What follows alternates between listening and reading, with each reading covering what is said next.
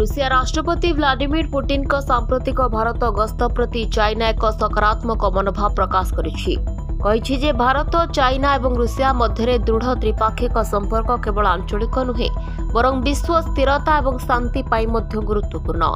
ଏହି ବିବୃତ୍ତି ଏପରି ଏକ ସମୟରେ ଆସିଛି ଯେତେବେଳେ ରୁଷିଆ ଏବଂ ଚାଇନା ମଧ୍ୟରେ ସମ୍ପର୍କ ପୂର୍ବରୁ ଦୃଢ଼ ଏବଂ ଭାରତ ଚାଇନା ସମ୍ପର୍କ ସ୍ୱାଭାବିକତା ଆଡ଼କୁ ଗତି କରୁଛି। ଭାରତ ଚୀନ ଏବଂ ରୁଷ ବିଶ୍ୱ ଦକ୍ଷିଣର ଗୁରୁତ୍ୱପୂର୍ଣ୍ଣ ସ୍ତମ୍ଭ। ବୈଦେଶିକ ବ୍ୟାପାର ମନ୍ତ୍ରଣାଳୟ ଚାଇନା ବୈଦେଶିକ ମନ୍ତ୍ରଣାଳୟର ମୁଖପାତ୍ର ଗୋ ଜିଆକୁନ୍ ଏକ ପ୍ରେସ୍ ବ୍ରିଫିଂରେ କହିଛନ୍ତି ଯେ ଚାଇନା ଭାରତ ଏବଂ ରୁଷିଆ ହେଉଛି ଉଦୀୟମାନ ଅର୍ଥନୀତି ଏବଂ ବିଶ୍ୱ ଦକ୍ଷିଣର ଗୁରୁତ୍ୱପୂର୍ଣ୍ଣ ସ୍ୱର। ସେ କହିଛନ୍ତି ଏହି ତିନି ଦେଶ ମଧ୍ୟରେ ଦୃଢ଼ ଏବଂ ସ୍ଥାୟୀ ସହଯୋଗ କେବଳ ସେମାନଙ୍କୁ ଲାଭଦାୟକ କରିବ ନାହିଁ ବରଂ ବିଶ୍ୱ ସୁରକ୍ଷା ବିକାଶ ଏବଂ ସମୃଦ୍ଧିରେ ମଧ୍ୟ ଯୋଗଦାନ ଦେବ।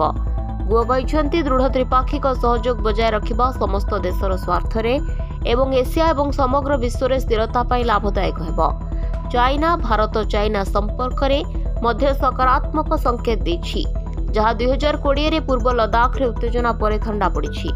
ଗୋ ଜିଆକୁନ୍ କହିଛନ୍ତି ଯେ ବେଜିଂ ଭାରତ ସହିତ ଏକ ପ୍ରାକୃତିକ ସ୍ଥିର ଏବଂ ଦୃଢ଼ ସମ୍ପର୍କକୁ ଦୀର୍ଘକାଳୀନ ଦୃଷ୍ଟିକୋଣରୁ ଗଠନ କରିବାକୁ ପ୍ରତିବଦ୍ଧ।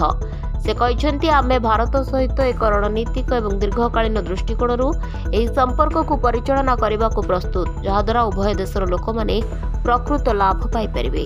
ତେବେ ବେଜିଂ ରୁଷିଆ ଭାରତ ସମ୍ପର୍କର ଗଭୀରତାକୁ ନିକଟରୁ ନଜର ରଖିଛି।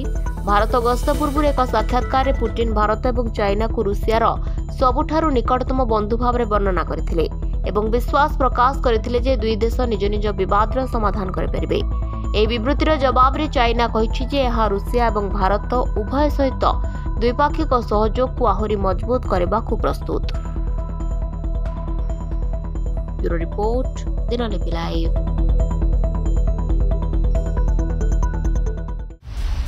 दिनलिपि लाइव को एबे ही लाइक शेयर सब्सक्राइब करंतु।